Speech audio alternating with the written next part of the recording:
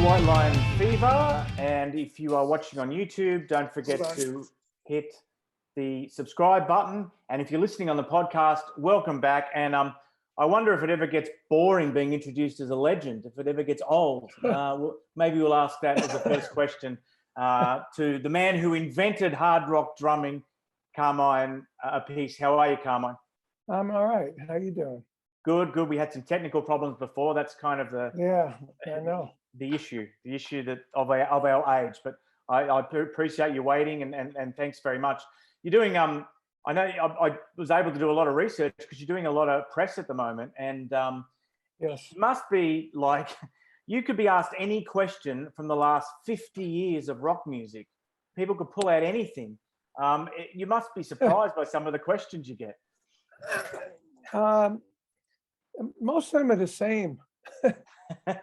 Really, Yeah. you know, that was a first. That question was a first, but most of them are the same. Yeah, You know? yeah. Is it different from the old days when you were, I suppose you were dealing with kind of rock music journalists, you know, like especially over here in London, you know? Yeah, like Melody Maker and M&E. Was it NME? That what it? Sounds. The Musical Express. That's what it was. Yeah. Yeah, yeah. And yeah, it's totally different because you didn't have to deal with Zoom. Most of the interviews were either on the phone or live, Yeah. you know, and they actually came out where people can have them in their hand Yeah. and Yeah. read it and have it on their, you know, their table in the living Yeah. room, and somebody comes in, they can read it, you know. Yeah. Today it's crazy, you know, it's crazy stuff, especially with all this COVID stuff. I just came back from a run of shows with my brother. You know, we do this Appice Brothers Drum Wars show, and you know, these venues, you got to show the validation that you you know, had the vaccine and or a test, you know, of COVID. This COVID thing is unbelievable. It is. You know, It is. it's I just mean, changed everything. do you also people are doing, and you've been able to do more interviews like this on Zoom. But the questions must be very different than they were in like the 70s. You know what I mean? Like, I mean, because you've got people interviewing you now who are kind of fans. You know what I mean? They're Yeah. doing, like a lot of musicians now. A lot of people are doing websites and podcasts in their spare time. Yeah. You know, so I mean, I have a show with my brother. It's called Hanging and Banging. We've done 67 episodes so far every week.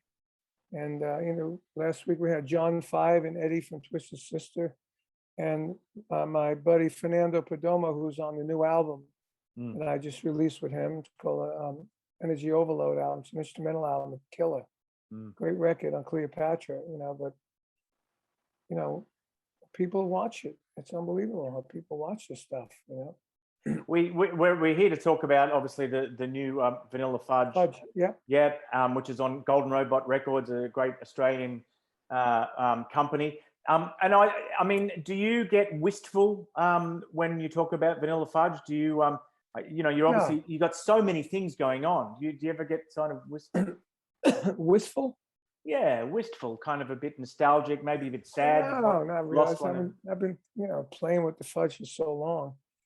It's my band. You know, there was a time from like, I don't know, 1974. No, I'd say 1970 until 1987. I didn't do anything with Vanilla Fudge. You know, there's a Cactus and King Cobra and BBA and Blue Murder and Edgar Winter. You know, I was just out playing, having a good time. You know, and then we started doing Vanilla Fudge again in the 2000s. Yeah, and that actually brings me to a question I wanted to ask in this first segment, which is, you know, tell me what it was. Now everyone does have a lot of projects. People are in 5 bands, 6 bands, and but when you started, was that unusual? Was it unusual to have your? Yeah, you would have one band. I mean, matter of fact, I lost out on playing with Rainbow, Richie Blackmore's Rainbow, and that big giant Whitesnake record. Yeah. Because I was signed to a label with other bands. You know, in '76, when I was asked to join Rainbow, I was signed to MCA with Mike Bloomfield and Rick Gretsch from Blind Faith. And in those days, you signed to a label, you're signed to a label. That's it. You're not like able to leave once you're signed on the dotted line. When Whitesnake asked me to do that big album that they did before they knew it was going to be big, John Sykes and Coverdale asked me to do the album. I couldn't do it. I was signed to Capitol Records, my own deal for King Cobra. You know, Wow. I said, I got my own snake to deal with. But unfortunately, my snake didn't do 27 million albums. It's amazing to think that if you could have been on more records and been in more projects, because I don't know how do you, as someone who tries to juggle a lot of different things, I mean, you managing this band Kodiak, you got speaking tours, the book was out 4 years ago. How do you divide up your time? I mean, today I know how annoyed you must have been when there was no one at the other end of the Zoom, because you're trying to do so many things. You know what I mean? Like how? Oh yeah, but I just got back from doing gigs, and like we did last Sunday in New York, and then Wednesday was supposed to be in Pennsylvania, and it got blown out because of COVID. So my brother Vinnie was in New York at our apartment in New York. I live in Florida now, so I just got back last night. But it was interesting playing gigs for the first time. And my brother's been playing some gigs with Last in Line with Vivian Campbell and Phil Soussan, but yeah, this was my first gigs last week, and first night it was like weird. Tore my fingers up, I blistered, tore it off, and then we had 4 days off, and then the next gig was better, and then the last gig was great, and now we're done for a while. My next gig now is the 26th of October. We have 4 Vanilla Fudge gigs, and then 3 Cactus gigs, and then 4 more Vanilla Fudge gigs. So, but they're in different venues, so different parts of the country. Yeah. We've got Carmine Appice, and I kind of, in my mind, because the interview is in 3 lots, the first bit, we're going to talk about, what's been happening recently. And the second bit, I'd written down some points, which, maybe has been getting asked about from time to time. But the first one I got from an interview I was listening to or watching was about the BulletBoys, and how the BulletBoys were actually part of King Cobra, and the songs were many of the songs on the first record, wonderfully produced by Ted Templeman. It was already they were done. Almost done. I'm pretty much done. Like there are 2 hits. "Smooth Up In Ya" was a King Cobra song, and "For the Love of Money" was my idea to do with King Cobra. And they knew I was pissed off at them. And then when I did a King Cobra 3 record release on my own little label in LA, they came, they heard about it, and they came, they knew where I lived, and they brought me a gold record. It's up on the wall here. Yeah. A BulletBoys gold record to try and smooth me into, like, we know you had something to do with it, and we screwed you, kind of. But I hope this makes up for it. So how many members of BulletBoys were in King Cobra? You gave Lonnie Vincent his 3. stage name. 3. 3 out of 5. 3 out of 5. Wow. And what were the circumstances of them splitting? Why did that happen? I don't have a clue, because the guy that got him the deal, who's their manager, was King Cobra's merchandise guy. And Mark Free left the band. Johnny Rod was playing with Wasp, so I brought Lonnie, Mark Tureen, and Mick was still in the band. Matter of fact, I named Lonnie. His name was Lonnie Miller. I said, dude, you can't have the same name as the manager. Lonnie Miller and Alan Miller, you sound like father and son here, What's your middle name? He said, Vincent. I go, how about Lonnie Vincent? He goes, okay. So he became Lonnie Vincent. And that's his name in the BulletBoys, and his career became Lonnie Vincent, Wow. And I don't understand what happened there. We never even heard of anything. All of a sudden, it was like one day we're leaving the band. We have a deal with Warner Brothers, and we got another drummer, and we have a deal with Warner Brothers, and Ted Telton was going to produce us. I was like, whoa, where did that come from? And then it came out and did well, and that really pissed me off, because I knew, we were shopping for a new deal as well, and using the same songs, but we didn't start soon enough, I guess. It was Yeah. weird. So long ago, I don't remember actually the day that it actually happened. I just remember the aftermath of it all, And another record you got on your wall, which I saw on YouTube, is the Paul Stanley solo album from '78. That's right over there. And I really haven't heard much about like how the people who contributed to that record, how it went down. Did you go in and the song, like, were you alone? Were you in a room with other musicians? Was it done in a day, 2 days? What was it like working on Paul Stanley solo? Well, mine was done in one day. And I just flew in from playing in Asia with Rod, and me and Paul were good friends at that point. He used to come. He loved Rod, first of all, so he'd come hang out at our shows. I'd take him to parties at Rod's house. He'd come to my house. I had an old Jaguar, a 1961 Mark 9, and one day, me and Paul went to a Minus muffler place to replace the muffler. And those are the days when they were still in makeup. So when he was out of makeup, nobody knew who he was. So I can't take that now. So so nobody knew who he was, and I was playing with Rod. We were doing 6 nights at the Forum. It's 120,000 people. We're selling records, like millions and millions of records. So we pulled in at the Jag, and this long-haired guy behind the counter, "Hey, you guys in a band?" I said, "Yeah, we play around." He goes, "Yeah, I play too, And then he went in to fix the car, and when Paul said to me, he should only know who's standing in his lobby. So that was funny. But me and Paul were good friends, and he asked me to play on the solo record. And I can't remember if I played on more than one song. I think I did, because I came in, I was fried. I didn't sleep. Coming in from Asia, a 13-hour flight. And I went right into the studio, and I think I did more than one song, but as we all do with records, you record a bunch, you over record, and then you pick the best ones that came out. Yeah. So the one that I played on, Take Me Away, was the one that of the batch of songs that I did. It wasn't because of my playing, they didn't go on, but then a funny thing happened after that album. I went on a clinic tour. I was always doing clinic tours. My voice is going away. And first clinic tour, the first date, somebody says to me, "Hey, what were those fills you did on Paul Stanley's album on Take Me Away?" And honestly, I don't know, because when I record, even today, I just play, whatever comes out, comes out. And then, that's why I have a problem doing videos. If you look at the new video I just did with my friend Fernando Perdomo, we got the new album, Appice Perdomo Project app, right? Download the app.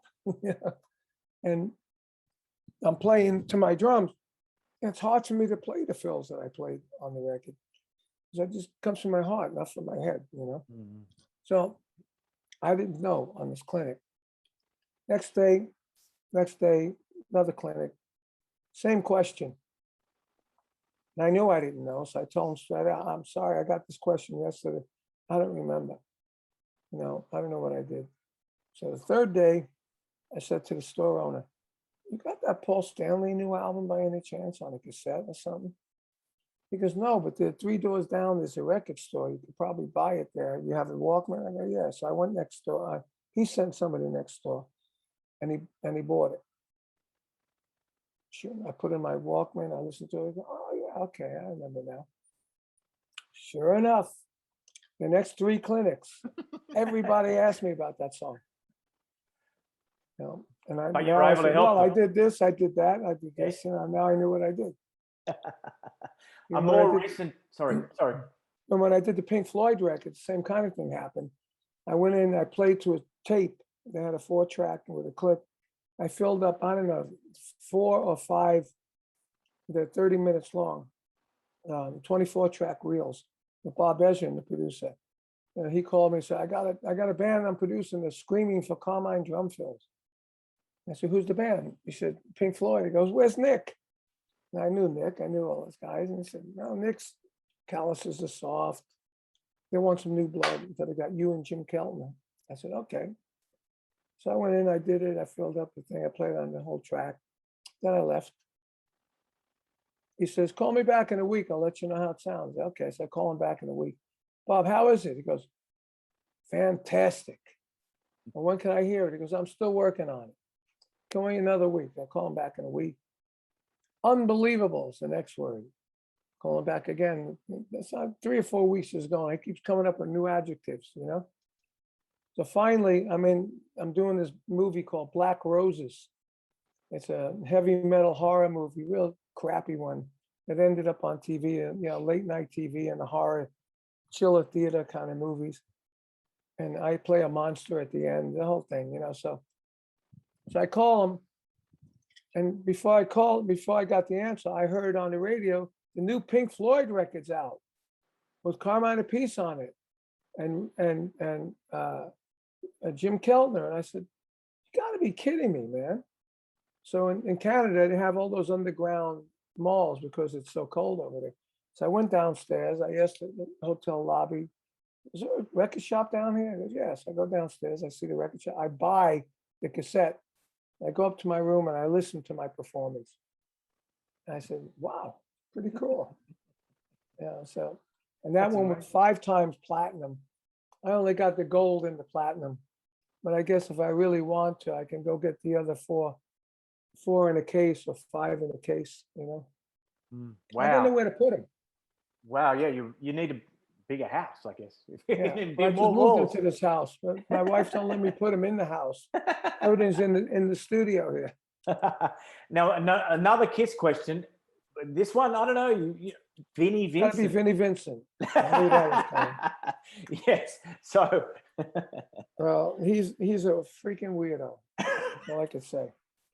You know, great talent, great songwriter, great player. Before he started doing his Vinnie Vincent albums, he played like crap on those albums. I mean, he's trying to be Yngwie Malmsteen on those albums.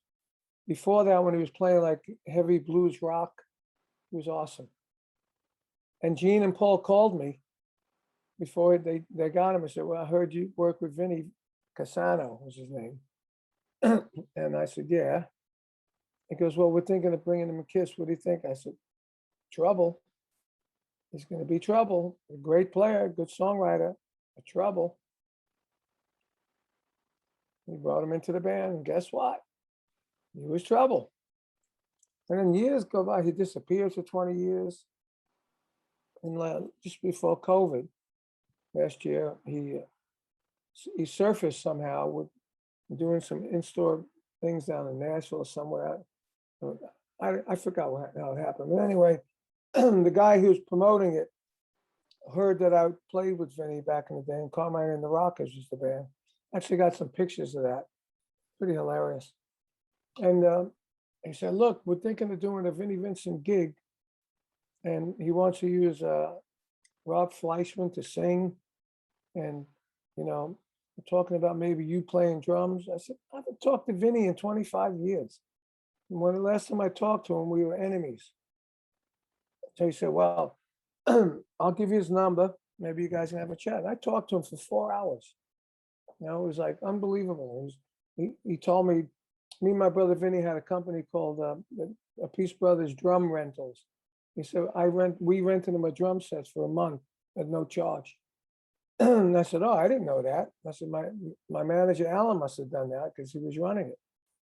He said, yeah, I had it. I never got to thank you. I said, oh, great. And we talking, everything's cool. And so then he said, you know, so you want to play together? I said, yeah. Have any bass players? So I recommended Tony Franklin. You know, I love Tony. So we got Tony.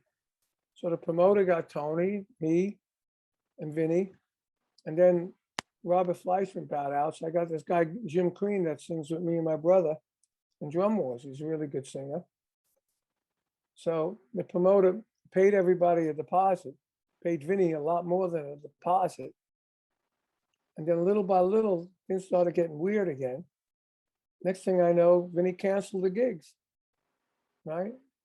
And he screwed the promoter. And I ended up being, you know, friendly with the guy. He also booked speaking gigs, which sometimes I do some rock history talks, you know.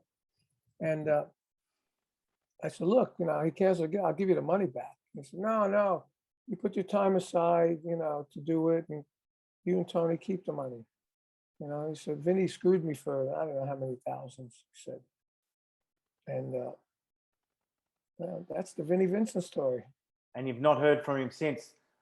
I haven't heard from him. Now he's doing these gigs with sucker people that go in to see him. He'll buy a Gibson, a Stratocaster guitar for $150. He'll sign it and sell it for $5,000, and these people buy it.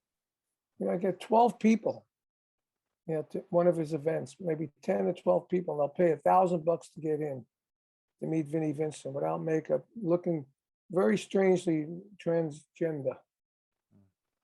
This is a question that I was going to put in the last section. I'll do it now because we're talking about kind of various personalities.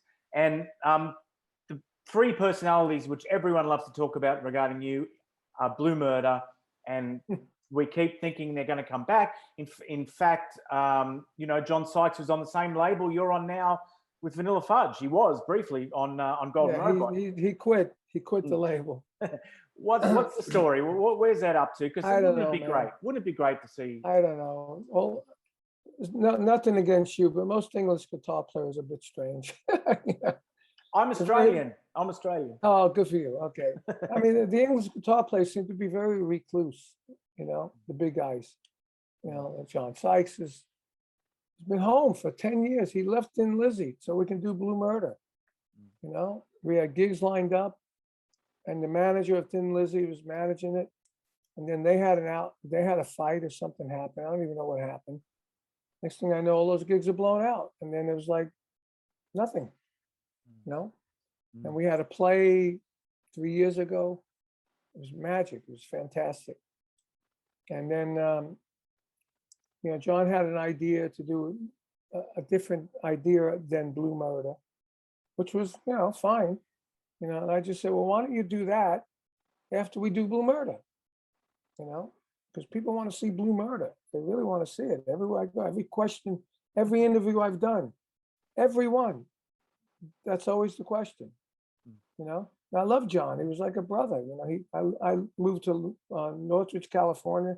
I was living there. He moved there because he loved the area. And we were like 5 minutes away from each other. I go to his house all the time. We were good friends. And I don't know what happened. But even last year, 2020, at the NAMM show, the rock, the Heavy Metal Hall of Fame had an event. I received that a couple of years ago, and then me and my brother Vinnie played last year. It was 2 years ago, and we had Kodiak play with us. And this year, John was there, and he accepted an award for Bob Daisley. I thought that was a bit strange. I didn't know Bob and John were close. And Bob was always emailing me, every 2 days, and now every day with the COVID, all this conspiracy theory stuff, And I said to Bob, don't you have anything else to do? I don't have time to read all these emails. And you finding them and sending them. He goes, no, we're in lockdown. I said, oh, that explains it, But John lives in California, and he's on the email list, but I don't know what he's doing. He did that track. I like that track he released. I wish me and Tony were playing on it. It would have been really, really Blue Murder. It would have been, Yeah. And after Blue Murder, I did my Guitars Wish records. I used Kelly Keeling. I sang on the second record, and Tony Franklin. And the three of us created all the songs, and the concept was Blue Murder meets Soundgarden meets the Beatles. And then getting a guitar player with a big name to play on each track. Matter of fact, I got the 25th anniversary box set coming out in November. And I put Tommy from Kiss and Derek Sherinian playing keyboard like a guitar. And I put the kid from Kodiak on it. And we got like 5 or 6 new tracks with Bumblefoot and John Norum and a guy named Cha from Japan.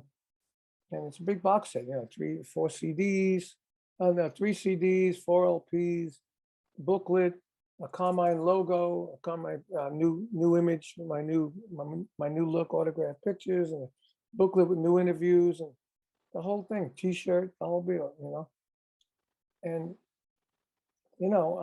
I love Blue Murder, I love recording it. I thought we'd We did an amazing job recording. Everybody did great, and we were on the lookout for a singer because Tony Martin was supposed to be in Blue Murder, and he blew it out when we went up to Vancouver.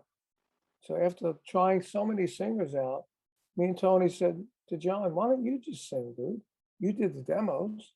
You got the deal on your voice. You sing will be like the Cream. It'll be like Hendrix, a trio, you know." And then we had a keyboard player, so we just called it the Trio with Depth. You know, the keys gave a little bit of depth.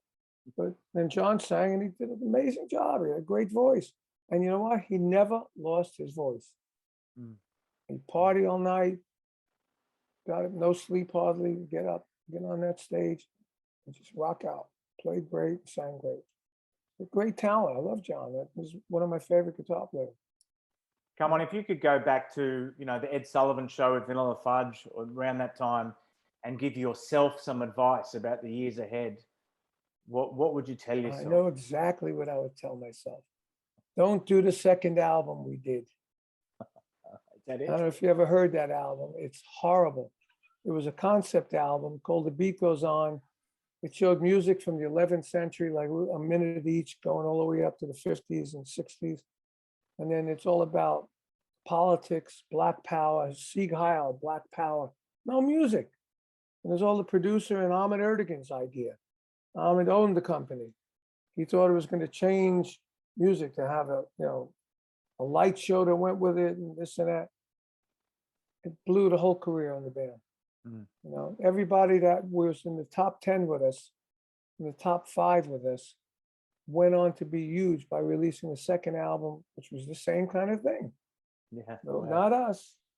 We had to restart, and the band went from up here, went slowly skydived. Then we released another album, brought it up a little bit. Then they released Keep It Hanging On again and brought it up a little bit. Meanwhile, where we were versus like where the Who was, or Jefferson Airplane, or the Cream, or Hendrix, you know, these guys were doing arenas, and we were doing like, you know, 5,000 seat theaters. You know, I was good. A lifetime in the public eye. You must have seen the best and worst of human nature in that time. You must have learned a lot about people in that time. I mean, I know we haven't got time for you to answer that question fully because I think we're running all I out of could time. say is Sharon Osbourne. Take it Best? the way you want it. The best or the worst? I don't know. What do you? Take it the way you want it. Let's put it Okay. this way. She fired me. So